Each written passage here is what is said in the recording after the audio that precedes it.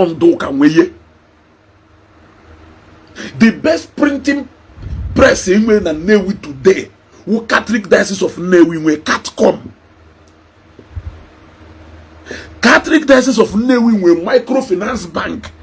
Chukunoye microfinance bank. Ebe nwelu professionals na halu there. Kerife de fa iche ne biara ikuzi la haye. Anglican Diocese of Nnewi nwelu a tech. Kerife de fa ho. Ana ma ajụjụ. Can even if I hate or ikuzi go and build a employment? The only thing they will with Jesus Christ happen if any na watch for Greek. Go to watch favor.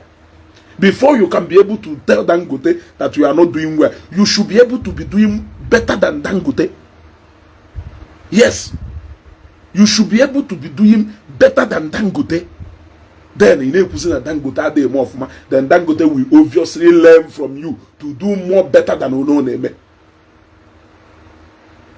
You cannot be living and surviving below 1 million. Ijeku Dangote none more than how many African countries? Shock engineer your wealth of experience. Experience of what? He can't even employ you. A wealth of what? Madonna kuzironye kive mal.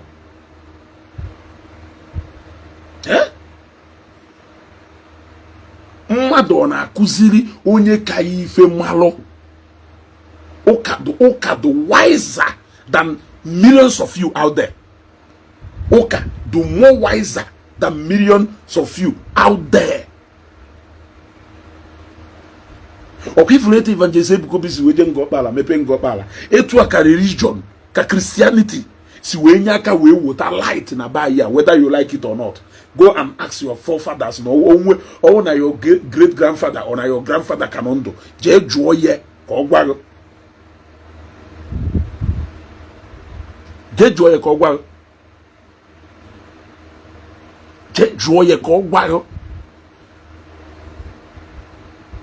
Makana si na ozu amaha akpụ. Onele igbo anya n'ọdụ. Onele igbo anya n'ọdụ. So when you want to say no, there is Matthias because of Matthias, you are a confused human being. When Jesus Christ, you are even more confused than devil himself. You are a very confused human being. If I don't even die, won't they waste their youthful age? Waste their youthful age. Every single opportunity be at their disposal. Hey, waste China last minute. Because they cover the story. Last minute, mandem mano le chalo. Le mano bin na ye anobi ye be ni ne oleli ni ne le ni na ye. Opotona kuziri maka our ancestors. Many of them na yomborewa ndaruana ngutu mpronye ni me eziokwu do no. Because now the fact is that etu anno we wulu a Christian. Umwe ifoje ya deme inwe conscience nda legal conscience ye onye decide ha ka ule conscience ye oje maburu Bible sorry otufuo Bible onye ona decide ha na alu ka ule conscience ye bana ndu ya na eni oburu Bible makpo ni ime ofia je nwuru uri nwere okuko buru bell chikoro nzu na edo o we mebezi alo because na eba onwe hope so ye Jesu kelana asagetaria Genesis chapter nka we gwe na ifi nya speaking directly to you na ifi ime na abari nya na odo mma ife wu na onwere udi ozioma ya wa na ezi no ụka oduka pastor flo na abani oduka go na pastor zuru ebi jeru nya i odefa ka ha chọkọ mgbe aha anyị no Bishop Uzodike onwelu ozioma ya wo French teacher mo integrated science ka ogono hey habie to azibo n'ezi ozioma eyinanya na chapel onye owo na ebe onye owo na ebe that day and next day or next 2 days here onye owo na ya no in the holy way before you know it only utakwa aka na the 4th day emeri ife na-eje. But the fact is that no ozioma ahụ bịa ha oduko na agbaro oduka na agbaro. If we these people need rose, these people need do if ya dey me ha Kahana battle with their conscience. They want to live a free lifestyle. They want to live a life that nobody will hold them accountable. They don't want to be accountable for anything. They just want to live a free life. That is why now the day you do Christianity, that day you will experience what freedom is all about.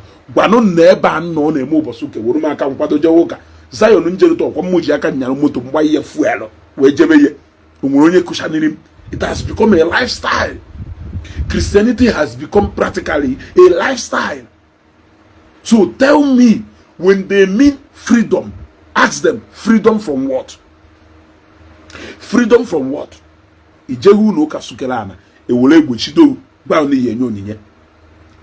I mean, so can you tell me, when they tell you that denounce Christianity today and experience freedom, freedom from what? Freedom from their conscience. That is why yejefu fodu n'ime ha na-akpa agwa ka ụmụ anụmanụ bi n'ime ọfịa.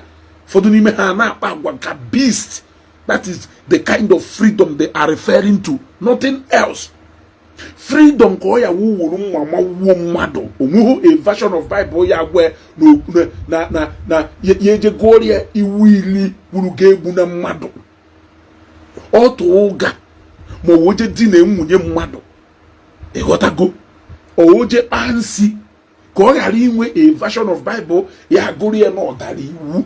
Ochozi ka na hold accountable, living like a common criminal. A common criminal actually Choloka Constitution of Federal Republic of Nigeria do suspended so that they can live a free crime life. Or the same thing. Ozuohi kagareto yanga game freedom. You gotta go. So all and the mana Bible do even more powerful than Constitution, because for Constitution to take effect on you, somebody must have a witness. Somebody must have an evidence or you provide before the law done a Constitution they take effect on you. Man a Bible mmadụ enidro de na ebe no o ife ahụ Gmail onwe onye fụrụ Bible amana apịa itari n'ubi Bible ya da tormented. So when they talk about freedom, that is exactly the freedom they are talking about. Freedom also now freedom from anything that appeal to their conscience. They don't want anybody to hold them accountable when they do bad or evil. That is why you find some of them behaving as if na him were a woman heart. That is the freedom they are talking about. What are even now? Well, so they actually know what they are doing. Or if any may have. If not, sukelum deme Matthias ana analyze their teachings ye niile. Anokatana say Matthias apoluko no because a lot of ande mbia gent ndị na-ege ya okwu. Anama say which kind of people they fa? Erotin de they fa somebody nwere ike isukele hana. Nenecha jenene hancha niile waja so n'otu mkpụrụ mmadụ mfuru n'ime ha amomife nọ n'ime ha eme. Waja manafu nke waja na ife awu ife omumeme. Ife awu ife omumeme. Yes. Ife awu ife omumeme. Ala mumawe. Ewopie. Ewotari fe na wa. Kedi fe na ko. Je na Bible je wopota 10 commandments. Every single thing e delu na Bible gbadolo okpa. The 10 commandments. In fact, every single thing in the Bible, you won't dalo, but do not and 10 commandments. So they go 10 commandments are from number 1 to the last. Bamunkewu ezibuife Bible gwalago emena. Bamunkewu ajife Bible gwalago mele. You cannot show me one. Promise Shugudum, you are welcome. You cannot show me even one. Kelife patalo Bible ahụ yeji atakasịga anya. Ese no ndị China biliye. And so what? And so what? Words can be written anywhere. It does not change the meaning of that word. Also, when you want on a dictionary, careful, I will buy you. If you mean runa me boo, will buy you that while, who a country buy a print ya while, will change the words. You got even neku. Ni kemba skuruna. The living corporal is better than a pied general. Emakombu ikemba kulifa. Ebo sokuru hase print ya wow. Unyo sokuru nya da wow. If I hold the words of Ikemba. If I hold the words of Ikemba. Even if you don't write it, people will still be saying it. Because writing it down is just to document what has been said or what has happened. You got to give it now. Well. So these are words. These are actions. These are events that has been documented. Newi history. Many history newi our great grandfathers. That history of Newi is older than them. Many people know history ahu melanors in the way wrote that. Mana, if you can know today, with that history, you gotta go with that history. Munago, I know he be delu. You gotta go. Okay, can measure program. You gotta go with that history. Munago, I know he be delu. You gotta give an Igbo. Okay, just see Igbo when measure.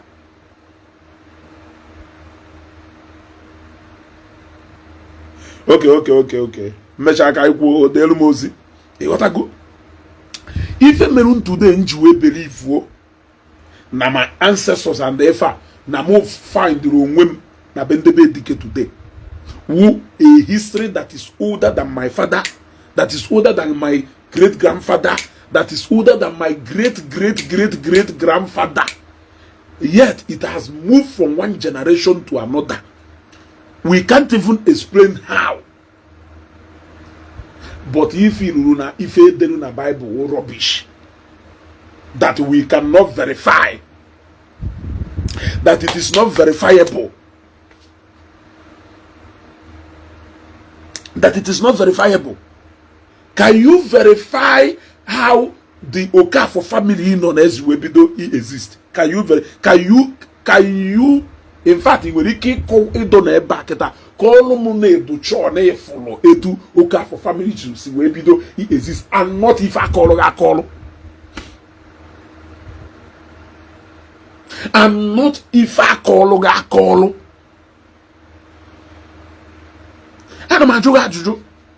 so if you can claim the heritage, if you can claim Obala, if you can claim a lineage, if you can agree you a descendant of somewhere based on story why do you think that I will say that in a story of the Bible the fake? 1, 2 plain ndocha lolo instructions ndocha pass it to us cage when Nigerian pilot safety measures and safety method ndocha nyelai kena at the head na plane. Yet you're not able to strong or anything about it, but you believe their words. You trusted them.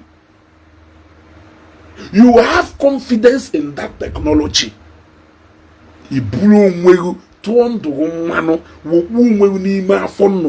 Based on manual and technology you trust nyocha na n'ime obulugu butu na your destination.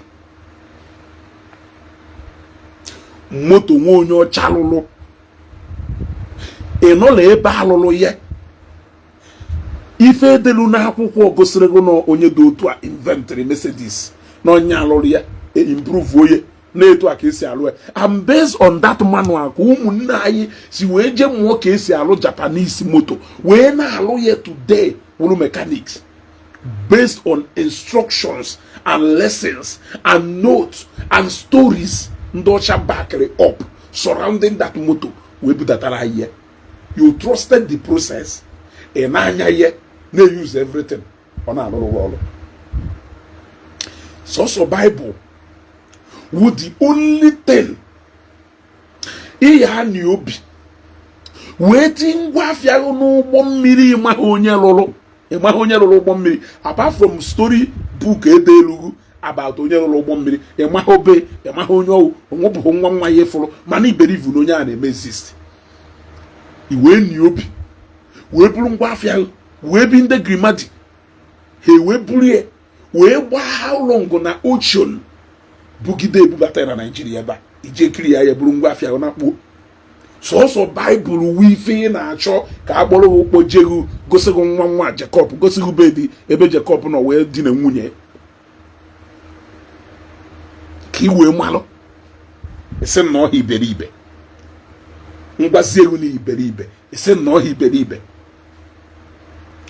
Maazị dibịa bịakwakwa na Facebook o na-eme research mmadụ ibe edelu onye mee research ahụ ọmaghị obe ebe mee research ahụ ọmaghị ebe ọwụ authenticity of that research ọmaghị no research ọ na-eje emeki based on story mmadụ put together debe or trust oye were na major test of intelligence here were stories put together by people he doesn't know, people he has never seen, people he doesn't know their lineage. He doesn't even know whether or not those people exist, because most of those research was done over 150 years ago, 30 years, 60, 70 years ago.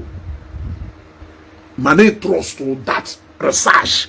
Onya he mahe emaho descendant onye owu emaho family onweghị ife ịma maka onye a, you don't even know whether na onye ahụ exist, emaho no fake identity, but research ahụ delu, you believed on it, it will na prove people need intelligent today. So Bible, if you can believe ife makalati ogunu delu na akwụkwọ about ife, I cannot believe gospel according to St. Luke. Onye ka ị na-agwa ịwa atụrụ ndị na-akụziri gị etymology and etymology onwere onye n'ime ha ịma ọkwa record and peace ha deweru according to St. Luke si wee nye akaụntụ nke ọkwanya ka i believe wee pụtara egosi anyị na intelligent mpụtazi egowara gospel according to St. Luke ibidokwu eriwe ejewa mama St. Luke ọwụ ancestors m study niile maazị dibịa na-agụsịrị ụnụ ọpụtasị na Makalati Maculutus na Pinipisi Moluchus of Russia na Cantabulus of Incobulutus of Malaysia, the Entabulus or Ocombulutus of Indonesia, according to Ifa. O wee jụzie ego na St. Luke na Peter na Paul ọwụ ancestors wee jụọ ya Macalabus and Detarabus and Incolobus onwere onye n'ime ha onye ụmụnna ya? The answer is no. So you are building your intelligence and sense based on record put together by ancestors of another people, and you are telling me that I cannot believe gospel according to Luke or Matthew, ancestors of someone else. Are you not confused? Because I have ife kelafaya Maazị dibịa kwoturu okwotuo Mr. Okonkwo Emenike of Umunze, highest person o quote guru Chinua Achebe, and he will always quote Chinua Achebe things fall apart. Minus Chinua Achebe things fall apart. Makalabus of Ifa who knows you from ancient Greek, or say ancient Greek language, according to Peripheus of Egypt.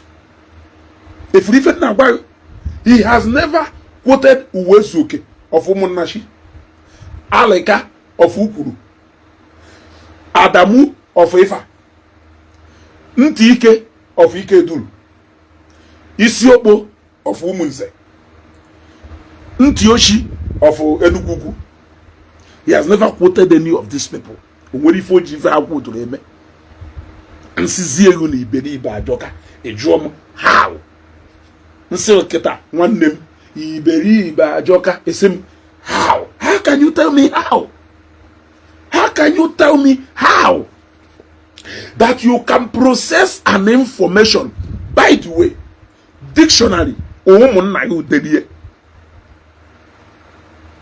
dictionary in a the meaning of west, and the meaning of west.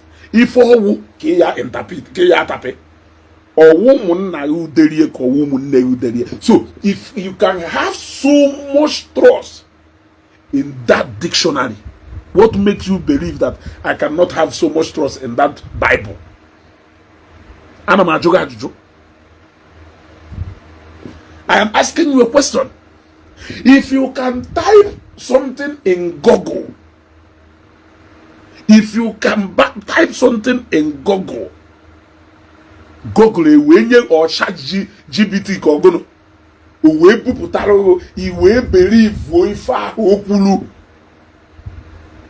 technology by another person from another continent altogether. As a matter of fact, all dictionary, ChatGPT and Umifenina, Onyaka, majority of these people in Afo, Jekemo, na have intelligent. How to we the letter? He will away the letter. He will away the letter. Borrowed sense, borrowed knowledge. Kajiabia shine lie, name weave, name the wise, and need the intelligent. And I'm a joke to do. Nyaki Jiabia, a why, need the intelligent. The other day, in Anambra State University, Bariam, very soon we will come after this Nuzam Sanona University. Now, Choka have later mess up our education system.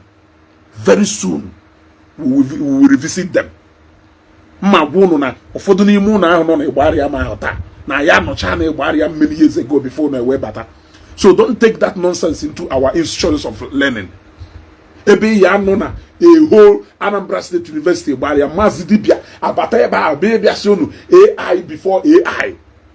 Without AI, yeah, and Dutch Wopter, or with AI. 3-4 years ago, with AI. 3-4 years ago, Mazidibia, or with AI. Or what because na AI, that do the rampant, even Dutch Waka Guru Befa. Ndeba, Jokasia Moteketa. Oh, I will run on Motobacaria. Oh, when Mazife AI. 3-4 years ago, or with AI. So, Omara ha AI obosia. Owe maruzie na ndeba ayi nwere na enweburu AI before AI, because according to his brain, every single thing Ndosha megoro ndeba ayi emecha na many years ago. Yet our forefathers survive on agriculture. Ikeketolie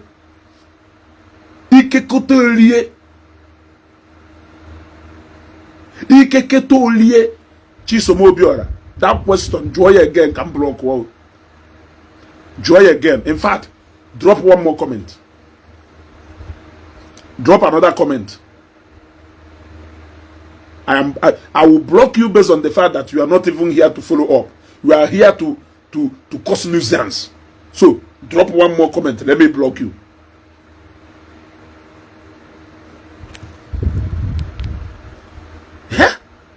Our forefathers survival solely on agriculture, economy, and the father kotakali ozi if onye kotakali zirinko kelu n'oba oba jiwe nya wuzi nyawu ide juno nyawu onye chichi ife ya wiwu itoturu ofu tractor kita tira mbobo okopi ebe niile so onye ona wuzi diji onye ona wuzi ide juno ko kita. It's a question. So ebe has ye water nonsense in either hand say AI before AI. Today. I hold ya nwa mazidibia oye jekwafa. Maazị dibịa kwado ije America taa onye ejekwa afa ka afa gwe trak onye eji wee je America ife onye emewo kwado ije America oje je gbata visa oje gbata visa oje gba tiket ọgba tiket oje ba plane ndị ọcha lụrụ owe jebe America onwere otu mkpụrụ ife onwere otu mkpụrụ ife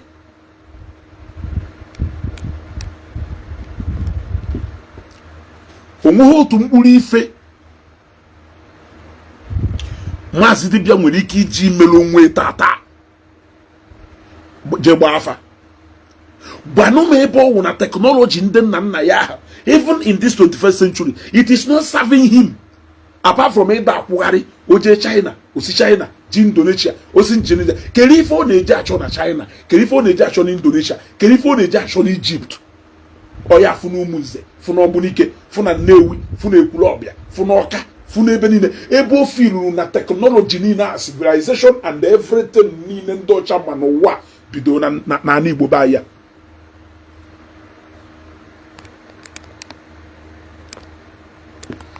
ịghọtago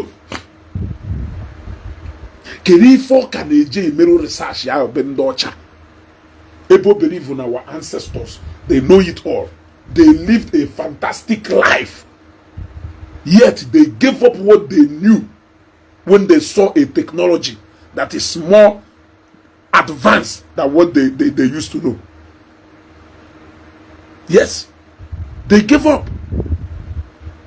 Yes, afọ ife ka ubi lọba ndị Igbo furu ife ka ubi lọba ndị Igbo furu ọgbara Igbo ghara wee ndị nna nna anyị ha wee sịgo iche na bekee wa gbara ha na-agwa gị uwe iwu ọ maka na anyị na-eme apịta kịta anyị asịghị na bekee wa gbara iche na ọgrama asụ asụ ife ndị be anyị ji wee kwu na bekee wa gbara awụ na ha fụrụ majik n'anya ndị ọcha wee ma na arọbụnagụ enweghị ife ọ na-eme ha fụrụ majik ejehokwu ogene ejehogbu egwu ejehoghori ọkpọkọrọ akahụ nzu na ana majik wee mee ndị be anyị wee nenechi ife a wesị na bekee wa gbara na bekee wa alụsị agbara wa alụsị ha wee sịgo na nwa onye ọcha wa alụsị ndị nna nna anyị ha this word nna gwagodu older than me older than my father older than Michael dike mụtalụ nna m wee mụta m na bekee wa agbara ha wee sịgo na ndị ọcha wa alụsị maazị ife mere ndị nna nna anyị ha ji wee wuru ndị ọcha wee compare alụsị ha na ekpere ndị ọcha wee bịa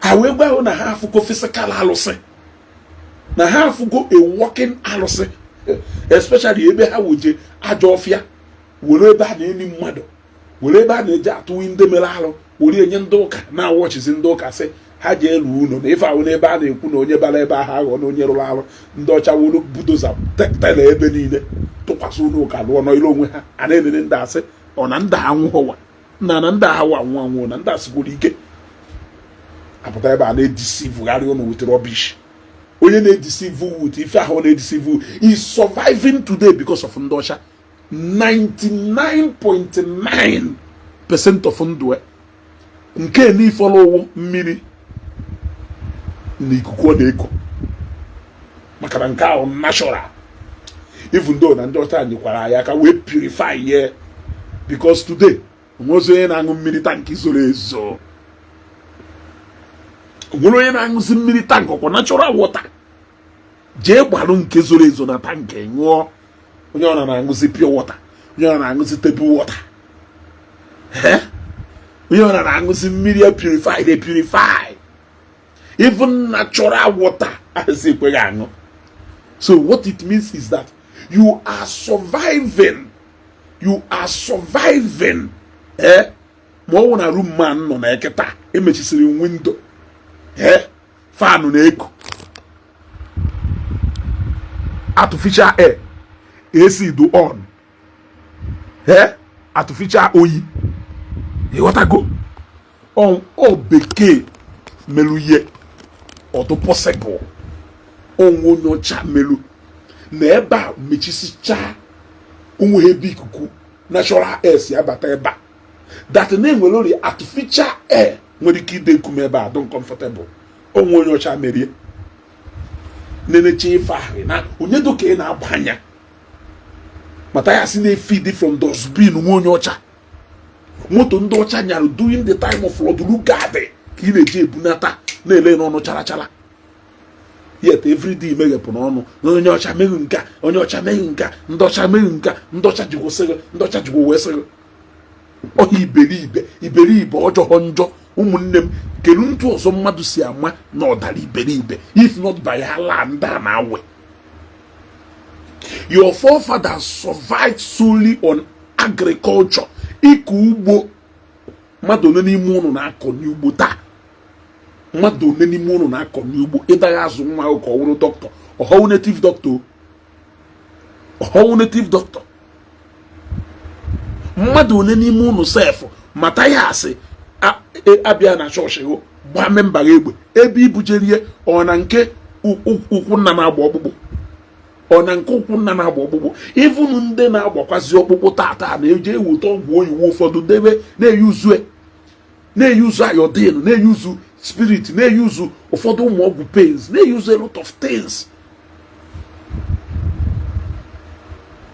na-agba mmadụ ọgwụ pains ka o wee izi onye ahụ pain ka e wee nwee ike dres ọkpe adulterate go every original thing ndị mgbe gboo na-eme kịta mmadụ onekwa na-ejekwa eji ike keta ori akọ ji fat mmadụ one do na-akọ ji mbụbụ one fọrọ 1991 ama m ntụba ya adụ today nwere ozi otu mkpụrụ mbụbọ dị n'ime ndebe dika sọsọ be George Dike ka ya fụ mbụbọ sọsọ George Dike nwere mbụbọ be Dike niile. My uncle Godaiki nwere nke o goziri ego mbụbọ fọrọ na na-ewu nke o goziri ego n'ọhụ nke o inherited. So eche ịma how primitive ndị nna nna anyị ha biri ọwụrụ na ịmụ ife that kind 1991 1992 mgbe ahụ development abịa abatakwu na ahụ wolu the lifestyle anyị na-ebi mgbe ahụ during the time ọ ya ubifi nweta da leta eje na post office abịakwa aka bụ na say you have a letter sign to time anyị bari na land phone mgbe ahụ anyị sokwari anyị dokwari lucky na ndị nwere land phone because as far back as ebe 1998 1999 2000 2001 osiki amamu many people around you here na abịa ba ya abịa za land phone na nwa ha ya akpọ ha ebe 7 ha abịa ebe asukele ana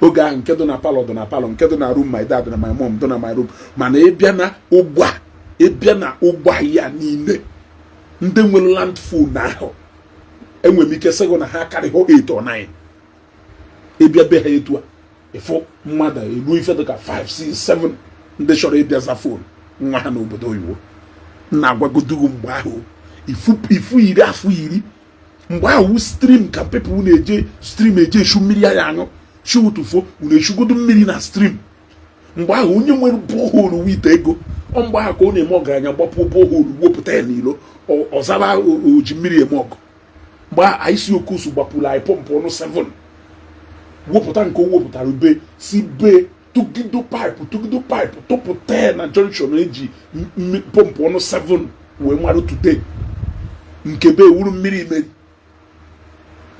ọhọkịta. You don't need to be a millionaire ta before you nwebe ọhụrụ be technology a ndị ọcha mere ọdụ possible mana etu a ka ọ dube ndị ọcha even before ndị ọcha bịaba anyị all these things abụrụzi ife eji eme ọgaranya anyị ma mgbe TV na-eme kịta osikike na onwe household ịbatara ya fụ TV as far back as ebe 1990 something ịgba television by God's grace anyị sokwanye na ndị nwe telivishọn mgbe ahụ nwekwa enwe ma na arụ ịgbanye telivishọn etu a eruo 7 9 10 kwụrụ na windo ụnụ were nene fim mgbe ahụ oge kasetị anyị nọkwa etu a plate pụta anyị nọkwa etu a flash drive na ndị otu anyị na-etu a tv evolve gido wee ruo na smart television today. Anyị makwa oge ya wepụta amount of dish ha etu a mechaa reduce it to small one. Anyị nọkwa etu a ebute antena ya wagbai ọ na-erotate anyị nọkwa nke a na-eseti wicha nke a na-erotate pụta anyị na ife niile amecha Go TV pụta ọkwa n'anya anyị ka ife amelu. Life was difficult then. O nwere mgbe ya wee pụta n'ogbe ndị nwere moto, onye nwee moto asị na onye awoto kịta ejikwa moto nọzi na compound niile. Moto nọzi mgbe ahụ sef enwere ike a na-ele moto 200 naira 150 naira abịa na eho family ọ bụrụ ofu onye ma mmadụ gbagota n'ime moto. Ife ndị ọcha meela anyị erika. Echetara m mgbe a na-ele sim MTN na-achọ ka m gwa gị ife merụ n'anya ahụ ma rụzie maka ife ndị nna nna ha maazị dibịa ha na-ekwugheri ka ndị egbuwarisi maazị ụdị life ha biri. They lived a very difficult and struggling life.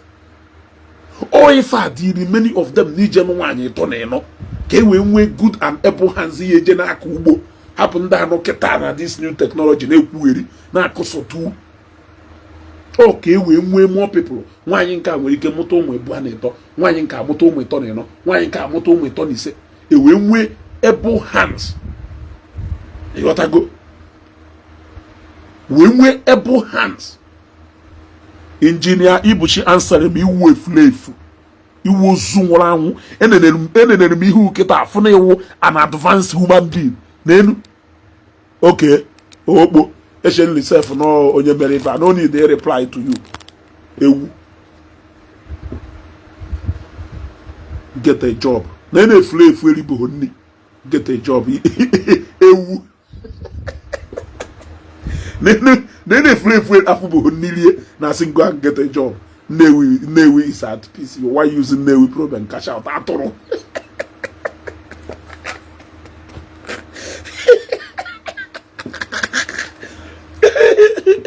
Atolo. So I am taking your mind back to 25 years ago. In fact, 1918, 20 years ago, life was even difficult then. Ubosem gbadara ugwu mmiri, abada m ugwu amiyi, gbada ugwu ọbịa koloma. Wee kpọọ onye mụ na ewe gbada wee sie. Mana mmadụ na-ebu 4 gallon mgbe aha agbadata ugwu a. Enweghị ike ịgbadata ugwu ọfụma, gbago ya ọfụma ụtata adaghị eku. Ọkwa ugwu nso ebu rọba mmiri eji echu mmiri. That is how much ndị ọcha megolo life or the fair to us. Today, you can access water without agbada ugwu mmiri. Ụfọdụ ndị nna anyị ha na-edebe ahụ na ha na-like ego natural water. I wee fully na ibutere ya bottle water na ọ ya aṅụ. Na ebe ha na-asị na ha na-like test mmiri ekete nye ekete dị na mmiri. I wee gbarale na yari ya nọ na compound go. Ịghọtago onugbu oge ha iche na ose onugbu eje ịhọ na mmiri. Ma ọ akpụ eje ịhọ na mmiri. N'ọsọ ọsọ ịgbada na anyị abụghị na ife eji eje ahụ onugbu na mmiri je na anyị akpụ na mmiri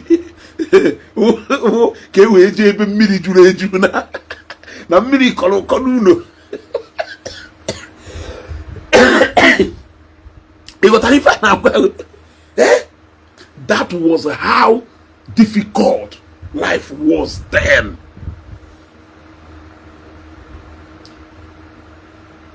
Echetara m mgbe eji Japan met agba ọkada. Echetara m mgbe aka ji Japan met agba ọkada ebe ahụ. CY80 before ewe bupụtazie ma aka nchawa na ndị otu ine na movie atịrị be ndị ọcha na 1970 something 1920 something ifuka be ndị ọcha dụ mgbe ahụ ine na movie atịrị be ndị ọcha 70 years ago 80 years ago ifuka be ndị ọcha dụ jekodu nene things fall apart kedu mgbe atịrị things fall apart je nene things fall apart ka i wee ghọta mgbe ahụ I issue to call things fall apart based on borrowed technology. Ki we maru rubbish ni na mazi dibi hana koro. Ebe to kasi mote fa hana koro. Our forefathers fatala afufu, when they see the life we are living today, they will be very much proud of us. They will wish na exist in this technology. Those people they were practically surviving, believing that that is the only way. When they saw a life that even give people a little kind of peace and free struggle, they gave up again and okpokolo buri ihu ekpo tupu ni mo fiase okwore sa akwukwo aka ya mburu na agu akwukwo na emife do na akwukwo if adoro mo they threw it away. The salvation was not just all about liberating the soul, it even liberated the strength and struggle of the body. So the liberation for both the soul and the body. Yes, it was both for the soul and the body. Tell me how many private hospitals in Unewi that is older than the same hospital Akudo.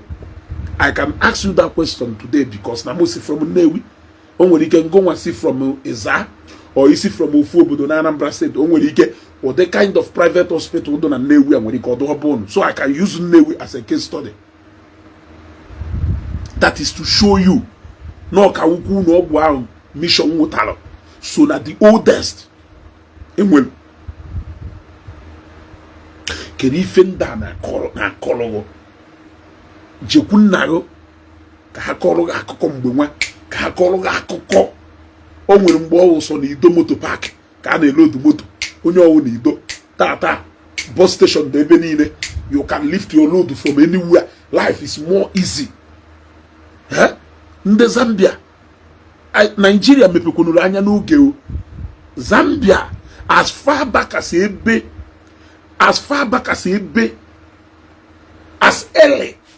as ebe 2005 2006 na Zambia de maka moto sika na agba nke na-eje Livingstone nwere ike ọpụta na ebe dị otu a ndị mmadụ anọrọ ọpụta opikiri nda ọpụta ebe dị otu a ndị mmadụ anọrọ opikiri nda ọpụta ebe na ebe a ndị mmadụ anọrọ opikiri nda ọzi kịta station juziri ebe niile nke na-eje Livingstone dị iche nke na-eje ebe a dị iche.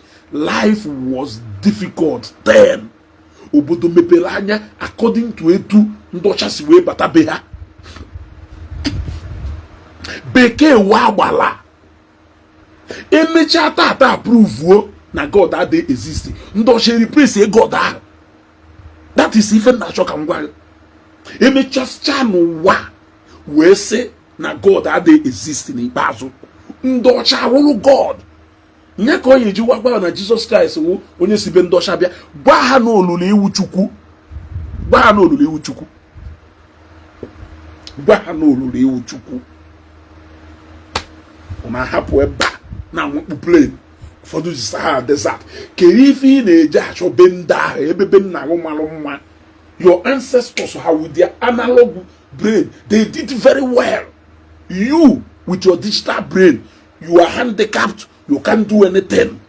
Since you cannot do anything even in this era of technology, what made you believe that your ancestors had when you came?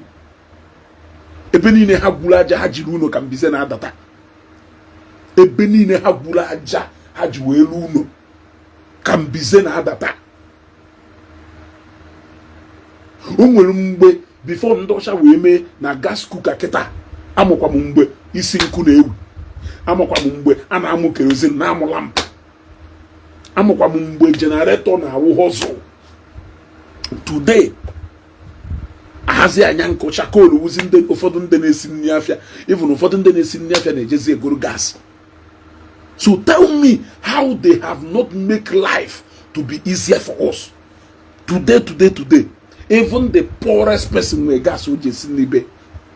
Life stress. Ozi nke ije kpankụ. Echeta m mgbe anyị na-eje akpankụ be nne m ochie. Ọkwa na-agụ na-agụ anyị mgbe ahụ, mana ọ na my mom chọrọ ka ime ya the hard way. Yotago. My mom chọrọ ka ime ya the hard way.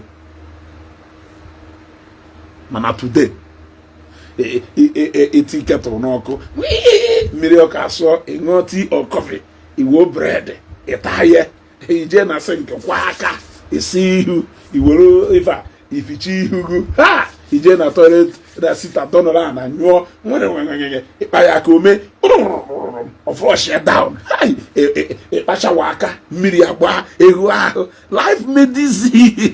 Chineke echere akwa gị ịgha na washing machine ọsụọ epili toothpaste, epia toothpaste. In fact, you just choose the type of toothpaste you show. You will know the kind of function you show. Wow, it a perfume nesis your ma yeresible cotton material apala kwesu. Inwe got a donor can walk banish in a query. Send them na ancestors are in a boba perfume. Hey, Delude. Ana m ajụ ajụjụ, ha eterude anya gold. Ana m ajụ ajụjụ, ha anyarụ gold. Ụfọdụ n'ime ha anyakwarụ gold bụ ndị mere travel. Ịghọtago ndị mere early travel. Ịghọtara ife na gwa ha yi packet shirt. Ana m ajụ ajụjụ na-enu onwe from head to toe. Nwere ife ndị change bụ system ife niile. Elochakwa begu ine achọ ka itinye the latest technology. Or if you chọrọ ka itinye begu the best technology. If you have money, you want to send your children to the best of schools so that they can be either medical doctors today and a member to brain surgery. Courtesy of Ndocha.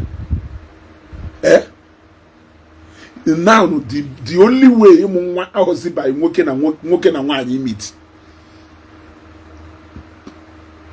Ndocha echinine ewe prove na chukwu adro onye isi oji ya awụkwa chukwu. Your ancestors ha ya awụkwa chigu ọka awụkwa nwa onye ọcha ya awụkwa chigu because no ndocha melu na life to lie easy today. So bekee wa gbala wunde nna nna anyị ha kwurie ọmụ kwurie. So bekee ahụ wa gbala ife o menuru na ndị nna nna anyị ha nenechara ndị anya wee sị anyị furu ife anyị afụ bụ mbụ. Do not allow anybody to deceive you. Do not allow anybody to deceive you. Every single thing do around muna geba biarabia. Nde ba leverage on that. Echeta mgbe enwe carpenter bai. Carpenter na akuso oche, na akuso loka. Today if one has the buy na alụ n'aka, a lot of people has they go to foreign share. But one has the buy ha bia kwolu gba kuchi kwolu gba. Ozi mgba na-eme alụ wardrobe na wood bendosha na wood akụchasịcha wood ị na-enene ihe akụchasịcha wood ị na-enene ihe ị na-asị ọgụnụ o ndị bayi ife ndị bayi na-alụ n'aka na ekotin irigo n'elu bed ị na-ekwu ya ekwu nwa mako nwa ife niile every oge ka a na-advance ye ana-achọ keta awụzi frameless wụzi ife na-ewu ịlụchakwa unu ị na-achọkwa ka itinye frameless ohozi ata iji ozi ata were atụchibeghị iji ozi ebiri mbe ndị nna m ochie mgbe a na-ete ụfọdụ n'ime unu maka ọnya ka nna agwa anyị ezogbonu nwa efe ife o ebiri mbe nne m ochie mgbe ya ahụ every Saturday ntụ ahụ esi eficha unu eje weta ọbashiri ọba ife a na-akpọ ya ewu ite unu eje weta ọbashiri wee techasịcha kichin mma were ọbashiri polichicha kichin mma ọ na-acha kolokolo mgbe ahụ ịghọtago mgbe ahụ ka a na-agwa gị ife na-agwụkwọ kichin mma awụ maka mama nwụrụ na 2007 2006 or so ka mama nwụrụ ebe 2001 2223 mama kara esi nri na kishin ye bife wee elevate zie wee gwa na kishin wee na-eketụ wee siwe nri mama wee fụrụ na-afụ ka mmadụ na-ata ghọta ka ife a na-agwa gị ụfọdụ n'ime ụlọ ala ahụhụ n'ụlọ aja ndị nna m ochie anyị lahụrụ n'ụlọ aja fụ ka mgbere si alịgharị n'elu ịghọtara ife a na-agwa anyị Chineke ayayayayaya somebody shout power, somebody shout power. Ama m etu a wee kutu na aja debe ndị nna m ochie mama na kpụzie na arụmọ ọzọ iwee fụ na ebe ndasị wee bịa anya so maazị dibịa ha na-ekwu about intelligence and the efa of ntụ ndị be anyị si wede mgbe nwa na anamasị one mgbedo mgbe a na-eji eseti trap n'ime ọfịa so ka e wee taa anụ mgbe a na-eji eseti trap n'ime ọfịa ọma ngwere nwe ewu ewere apụrụ ya anụ onye a na-atakarị anụ be onye na-agba nta ka a na-atakarị ya n'ube kere ife ndị ọchị wụtahụla anyị every single thing today mana ọnwụ onye ọcha wụtara nye. You people should stop being ungrateful. Stop being ungrateful.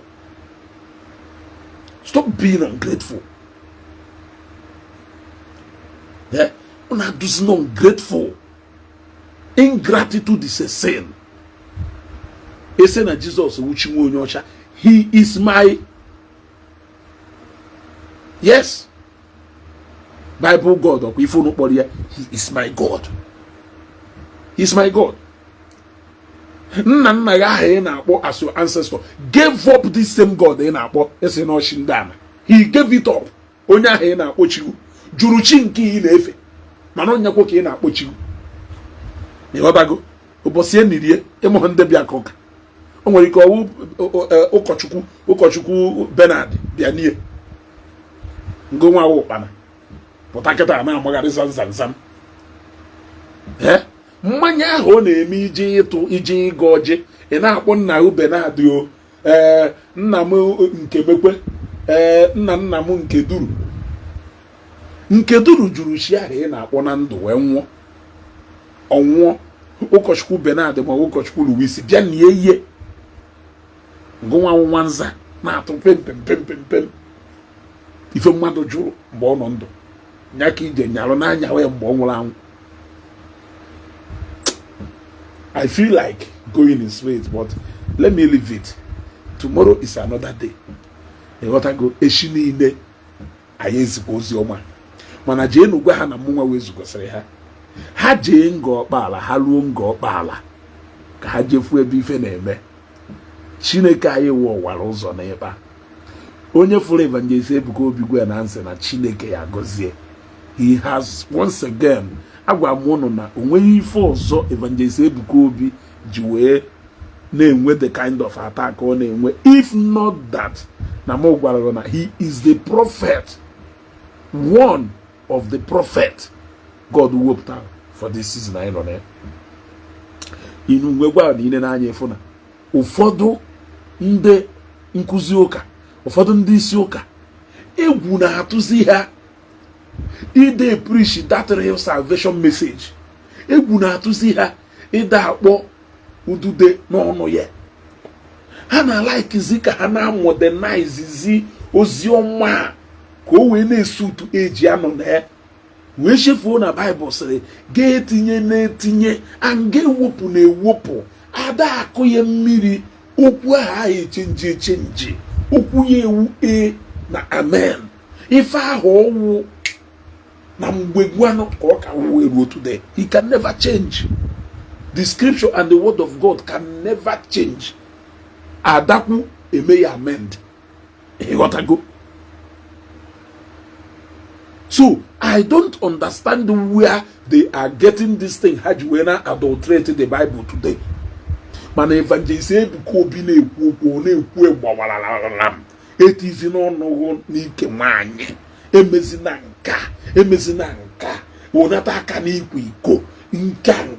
Ọ na-ekwu ye.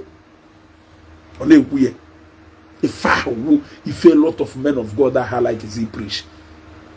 Damina.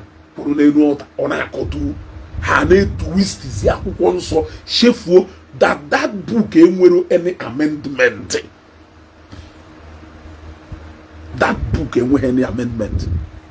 So oziọma Evangelist Ebuka Obi ya da agbakasị generation ọbụ oge a ife Obinna Ọnụchukwu ghọta ataka Obinna Ọnụchukwu kpọ generation anyị a ụmụazị 2 Timothy ụmụazị ọgwụgwụ oge.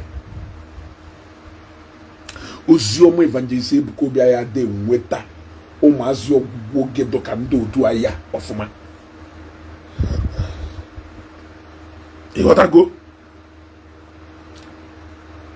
O ya de nweta ụmụazị ọgwụgwụ oge ya ọfụma. Because if only preach with the real gospel. The real gospel. Ana ụfọdụ na-polish ziye ka ọ ghara isutuzi ya ka ọ ghara ofend mmadụ. Ịghọtago? Ka ọ ghara ofend mmadụ ka o wee sutuzie ife generation na believe na Evangelist Ebuka Obi ha akọ ya mmiri ọ nọ n'ụta ya ha ọ na-agbọwapịa ọ na-atụ eke ugbunigbe ọ na-atụ eke ugbunigbe ọ na-atụ eke ugbunigbe ọ na-atụ eke ugbunigbe. Ịghọtago? 10 commandment ya 10 commandment ya ọ sighi enwe na shi ọzọ tinyerie enwe na shi ọzọ tinyerie onwezi ife doka onwe shi ọzọ tinyerie jukwa na onye ahụ na shi ya na ya awụshie ma ọ sịrị na shi ya awụshie ya wori ewoshi. Ịghọtago? Ọ bụrụ oziọma ahụ. Ịghọtago? And also for those who believe. Man, he believe her. You must have to live by that principle. And all that principle come and all to difficult. Onya ko ji we sego n'ụzọ ịnani na do busala. Na n'ụzọ ahụ na-eduba na ndụ ebi na abụ wala. Oh my, how difficult it is to go through that path. Bible can never contradict itself. Yes. Jezie men di okwu Chukwu fa ọ na-esu tuzi generation ya achọghị ife ya da agbakasị ha ahụ. Afụrụ m ụfọdụ fada Mbaka na-ekwu n'ọta ya sị onye nwanne ji wee kpọrọ nkọta ya bịa enye nkọta ya holikunye ọ na-ekwu okwu ndị ọcha si eme ya na anyị na-agbakasị onwe anyị ahụ. Kedu ife ihe eji n'ọkata mmadụ bi n'ụka enene dress na o ji wee bịa o chefuzie na nwere ụdị dress na mmadụ ya dress ya ka elidi omekpọghị ife anyị akpe mgbe i dress na ya bịazie sukere a na na-esedu sugharị ndị mmadụ ọ bụzikwo nya wee chekichasị nya nwaanyị yiri so bra yiri so timba wee bata na adoration ground bịa tọ n'ala so mmadụ anyị ajụ agwa na ife iyi adịghị mma. When did we start compromising on that principle and pure and simple moral? Simple because you want to please people like Matthias Nando Otwe. You want to please them. That is why you start twisting the gospel. Go away, fit your generation natural if you are America jiwe dire for a very long time. It will be do never alone America. Trump we bogota we say we will take America back to its glory. America must go back to God. We introduce the Bible into the school curriculum. We man a Bible with the book of moral, that it will help to prepare Omaziaho morally. That is why we introduce the Bible into the school curriculum. So kono na wambo kono wopu Christian religious knowledge from your if Trump is the Bible. Trump has whole Christian religious knowledge. The Bible na Bible. Nya abia na school enwe a time ayeju we kuzi Bible or if o me no. Emecha a sent exam through Bible ah. O si aruke ko no do ko ogwa. E wata go. Carry hetu a mana shie miena kai happy e shinine aye bidokwa onya ka mbo ne katara ife akwa ha na eme o send ya ha message ozugbo oni di hizo yezo o send ya ozi ebe niile gbo gala Evangelist Ebuka Obi ni de hejo ogoro ozi ebe ni gala o kwa di semuzi aka Father Igbo monso ziri ubosi a mazi dibia ha bido gbagale ba otago ifo na ekwu ife do na akwụkwọ nsọ onya dem na atapere ife do na akwụkwọ nsọ so ndị na-ejezi eteye mmanụ okwu chukwu bụ na amen okwu ya bụ na amen okwu ya bụ na amen okwu ya bụ na amen. What it means is that okwu can never change. If ahụ na-ekwu na 1982 ka ọ ka na-ekwu taa o change bụ ife ahụ na-ekwu na ife ahụ ka ọ ka na-ekwu wee ruo today. A lot of cultures, tradition, they change shana, adopt nya, amen the shana, mechaye, ko yesi we suit to generation na. A lot of traditional worship centers, they change shana, ko yesi we suit to generation na. But now the words of the Bible has never changed one bit. If I can akuzi, when the 5 years, can akuzi. Mgbe ndụ 10 years nya ka ha na-ekwu mgbe ndụ 20 nya ka ha na-ekwu mgbe ruo 30 nya ka ha na-ekwu mgbe na-achị ime 40 ha akụ ya mmiri ka ihe esi wee nwe ha powerful ife adụna n'ihi ezu ohi ọwụ sọwọ ma n'izuru ohi asapụpụ Bible ibewe akwa n'obi gị nya ibewe iweruzi aka gị ma n'ihi afọ onye obido ha dị ndị ana kwupu okwuchukwu na nke ichidogodo ya egbe na ada ya ọkwa ya na na-asịgo na ọmụzuru ihe adụm innocent ọmụzuru ihe adụm innocent ọmụzuru ihe adụm innocent ife ọsọkwa gbaa ya ntụtụ n'ọnụ amụ mana isi ha ya the Bible said ohusesiwa anya mmiri I will not do it again ọrụ aka ekwensu. That is how powerful that word. You don't need the only iwu any local enforce or yet. Nigeria, we police, enwere army, enwere navy, enwere ndị air force, enwere paramilitaries, ancha niile abịakwu na Anambra State nwekwuo ma ndị akodo anti-tout ife niile ahụ ka ewe na enforce iwu ahụ mere still mmadụ isi adụghọ nkọ nkedo nke enweghị isi ọkadụ highly impossible. Mana Bible enweghị ndị na enforce ye sọọsọ ife nwere uwu ndị na-akọwa ye yet odo more powerful than nke ni eji egbe na mma dewe ma prison yard for the fraudsters. This one is judgment to your soul. You don't even need to be alive for you to face that judgment. Yet, you are scared. You are worried about your soul after Nwulo. You are not even worried about, but in a tojo ifeyeme afterlife beyond. That is how powerful that book Hana Wow Nede na China. If only police jebwe achogo enadi iwu ka Bible ya we gote na Bible mo we gaba febeji okuchukwu inwe nwute n'obi, even without anybody coming to enforce it. Inwe nwute n'obi wola karumi ife na o restitution. Many people we ba na ezuzu oma ka ha no we kwusi ofife ojo ha na eme.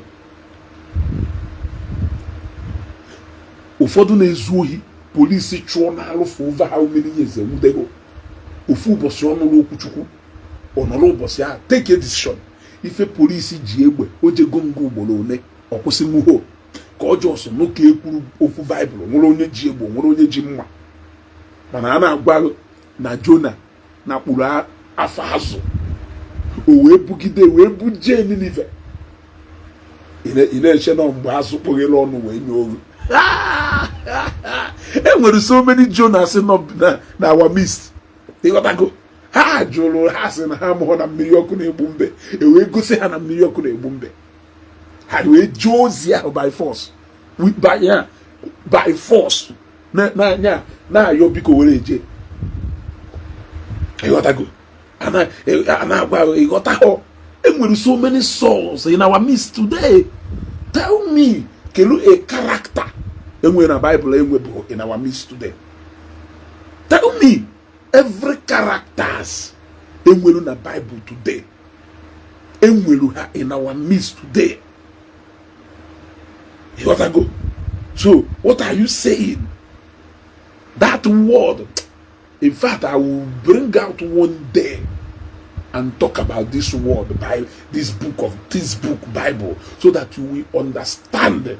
You even mgbe Matthias je gba Bible ọkụ, ịgba okwu ahụ adịgo written na gold. Okwu ahụ adịgo written na gold. Ị nwere ike ịgba the physical akwụkwọ ọkụ, mana ya gbanata okwu ahụ because okwu ahụ adịgo written n'obi. Ọdụ n'obi. Asị okịta onye zuru ohi gụrụ ya eme, ya sị na ya atụ ya nga, ya sị na polisi ya agbawuwe. Ife ya ekwu nọ eje ọkụ mmụọ. Ife ya echeta ahụ kere ife Baịbụl kwuru maka onye na-eme aka ntụtụ, maka onye na-ezu ohi. Ya echeta dị ife constitution kwuru. You will only remember ife constitution kwuru ụbọchị polisi mee ụkachi. But the Bible will ka anyị kwuwe ebe echi na ya ebido ama nnọọ na-atọ ozi ya na-atọ. Ịghọtago, for me to have more than 50 people who are still watching me n'ebe 11:54 in the night, because ozi ya na-atọ ka sugar. So I will end it here. Tomorrow ya ebidokwa ka Chineke were aka egozie okwu a, ka Chineke gozie Evangelist Ebuka Obi, ka Chineke gozie Engineer CC Obi, ka Chineke gozie ndị Zion Ministry niile na ụmụ Chukwu niile dị iche iche. Ịghọtago, ka Chineke gozie anyị niile. The kingdom will continue to be marching on. Ikwe ho imechi ga-ekweta. This is Ezugo.